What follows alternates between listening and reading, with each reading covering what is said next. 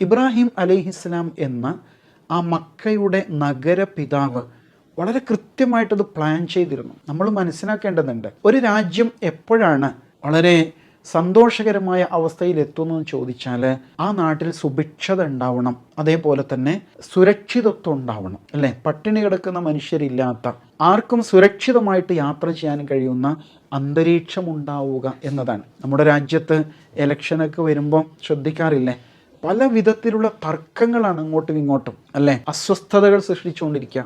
യഥാർത്ഥത്തിൽ ഞങ്ങൾ ഈ നാട്ടിൽ സുഭിക്ഷത നൽകും, സുരക്ഷിതത്വം നൽകും എന്നാണ് ഭരണകൂടങ്ങളൊക്കെ വാഗ്ദാനം ചെയ്യേണ്ടിയിരുന്നത്, അല്ലേ? എങ്കിലാണ് ഒരു ക്ഷേമ രാഷ്ട്രം രൂപപ്പെടുക. ഇസ്ലാം മുന്നോട്ട് വയ്ക്കുന്ന ക്ഷേമ രാഷ്ട്ര സങ്കല്പത്തിൽ ഇങ്ങനെ ഒരു ആശയമുണ്ട്. മാത്രമല്ല, ഈ ഭവനം കഅബയാണ് ഖുറൈശികൾക്ക് സുരക്ഷിതത്വവും സുഭിക്ഷതയും നൽകിയതെങ്കിൽ ഇതേപോലെ ലോകത്തുടനീളം പള്ളികളില്ലേ, നമ്മുടെ വീടിനടുത്തൊക്കെ പള്ളികളുണ്ട്, അല്ലേ? ആ പള്ളികൾ കേന്ദ്രീകരിച്ച് ജനങ്ങൾക്ക് ഐശ്വര്യപൂർണമായ ജീവിതം നയിക്കാനുള്ള ഭൗതിക സാഹചര്യം ഒരുക്കി കൊടുക്കണം. അതേപോലെ തന്നെ ആ നാട് സുരക്ഷിതമാവണം, പരസ്പരം സ്നേഹത്തിലും സൗഹാർദ്ദത്തിലും കഴിയുന്ന അന്തരീക്ഷം ഉണ്ടാകണം എന്ന ആശയവും ഈ സൂറ പങ്കുവെക്കുന്നുണ്ട്.